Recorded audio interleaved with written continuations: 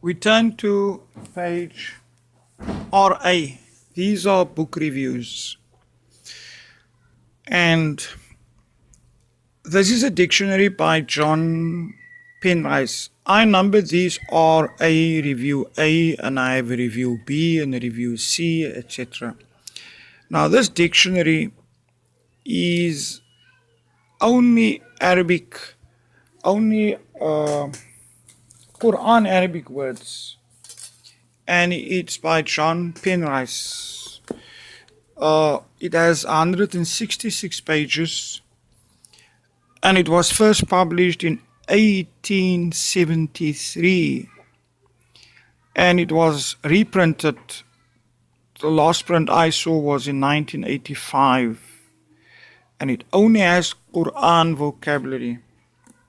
It might be one of the simplest and easiest dictionaries to use, just to gain an idea of words of the Quran.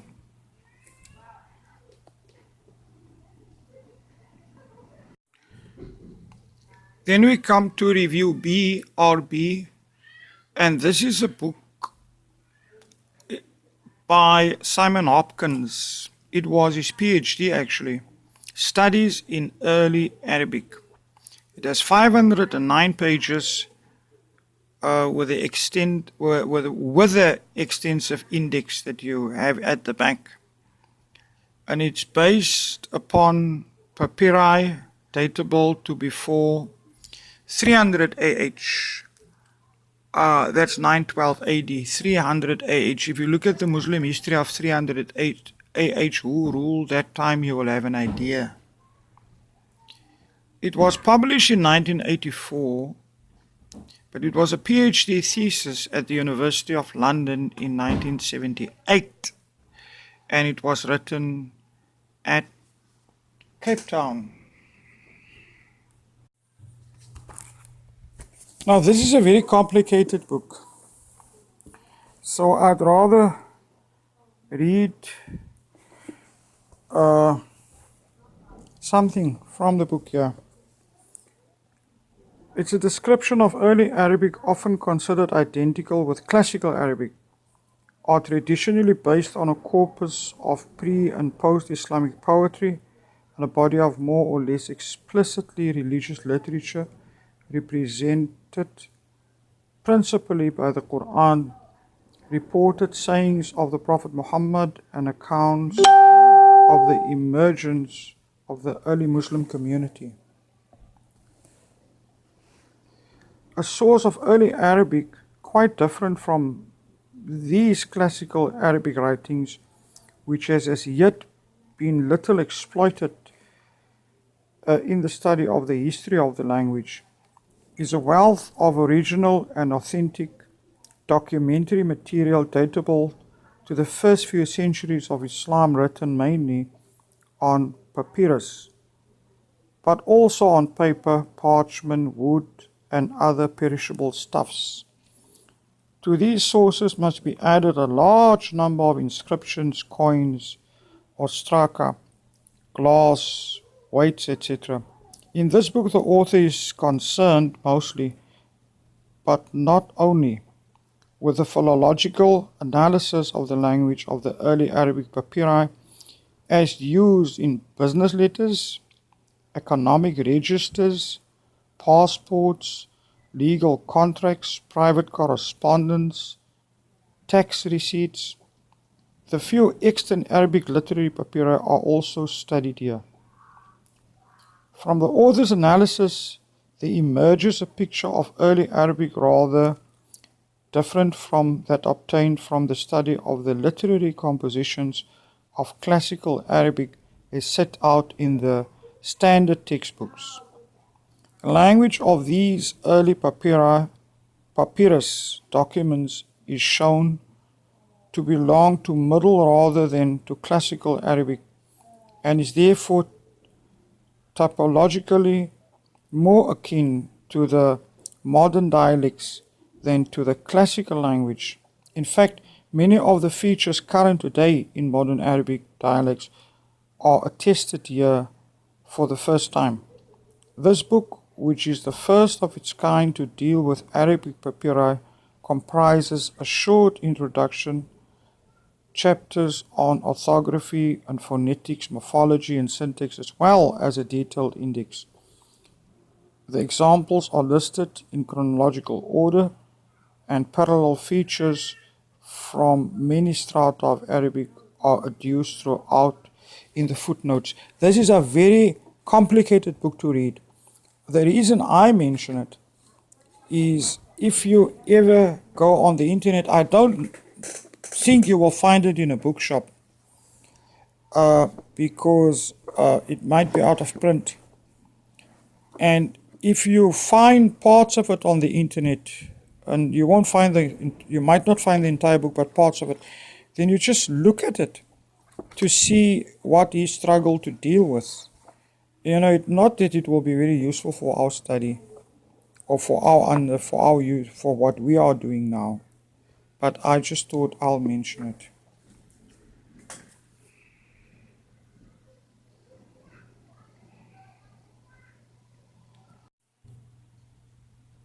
Then we get to RC, Review C. And this is a grammar by Haywood and H.M. Nahmad. We usually just call it here Nahmad and Haywood. And it's a grammar of the written language. It has 687 pages. First published 1962, reprinted 1970. Contains exercises from Arabic to English and English to Arabic, with a large vocabulary.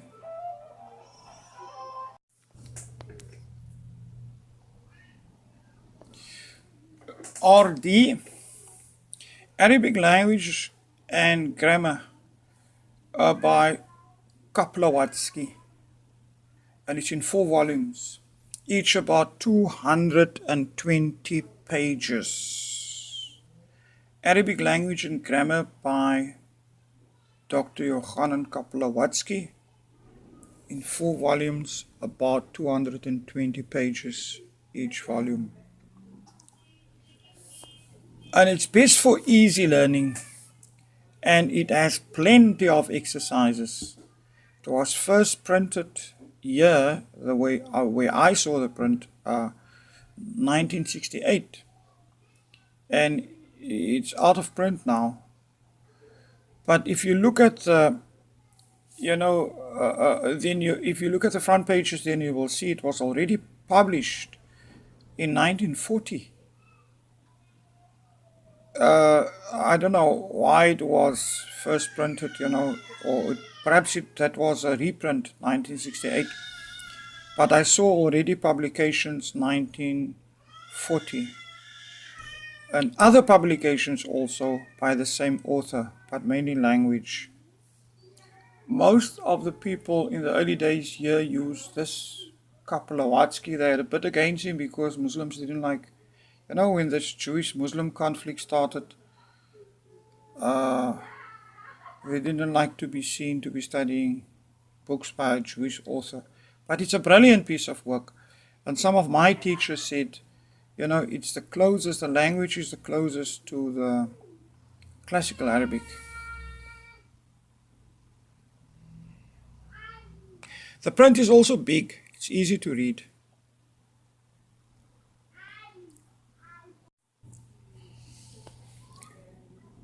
Then we look at Review E, R-E, and this is Arabic Made Easy. Arabic Made Easy by Abul Hashim. It was first printed with ISO 1990. It has 332 pages, not very condensed. 332 pages was not a lot printed on a page. It's very good for our purpose, very easy reading, short, and follows the classical Arabic teaching format. And this book is available. I don't know where now. It covers everything you need to know in 59 lessons. And if you go through it, you will recognize most of what we have done and might have extra vocabulary there, a few more exercises, and it will be helpful. And it doesn't look like it's very expensive. I think it was printed in Pakistan and it comes in soft cover.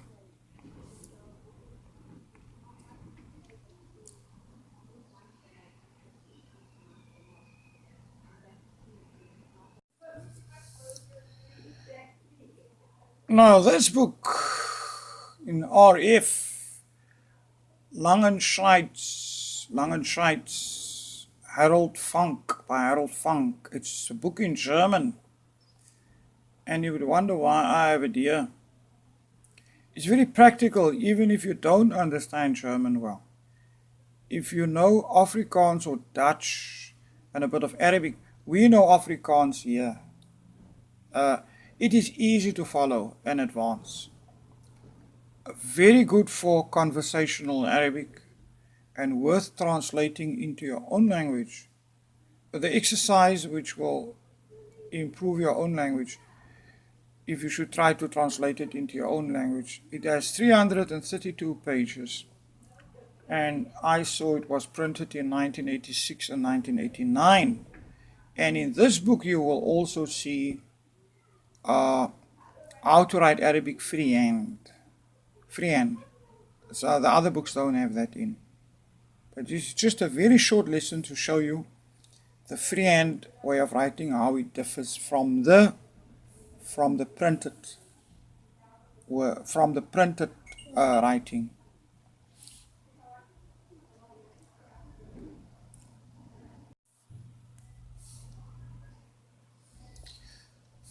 This dictionary by Hans Ver, and I see it's for modern Arabic.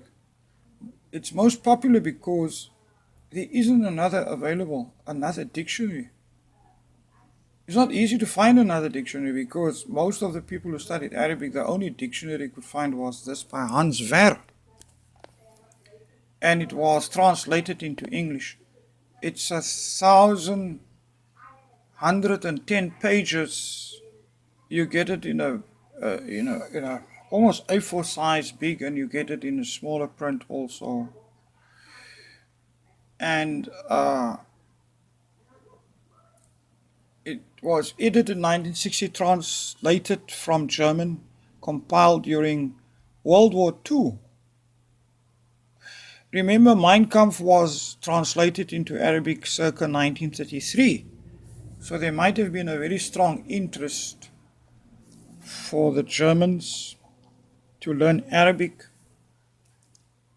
And because it appeared that the Arabs were on the side of the Germans. And some of them invited the Germans there. So probably that's the reason why they created this dictionary, because 1944 Germany was under heavy bombing, and the major part of this work was collected between 1940 and 1944.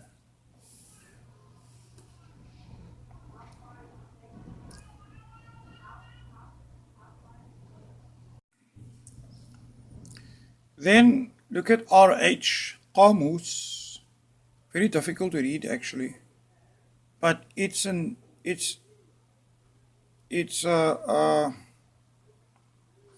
dictionary from English to Arabic. You look for an English word and then you find an Arabic word. And I see it was written by Edward Elias, 1969. It has 680 pages. It's very condensed. Almost every line has a new word. So there's a lot of words in. And this was probably programmed into the Google Translate because of this many words it has there in the Google Translate engine. And it's very easy to use for modern Arabic. So Arabs might find it very useful. They see the English word and they look for the Arabic, and you don't find an Arabic word only next to the English. You might find an Arabic phrase there that tries to explain the English word. And you need know a bit more of Arabic in order to understand this.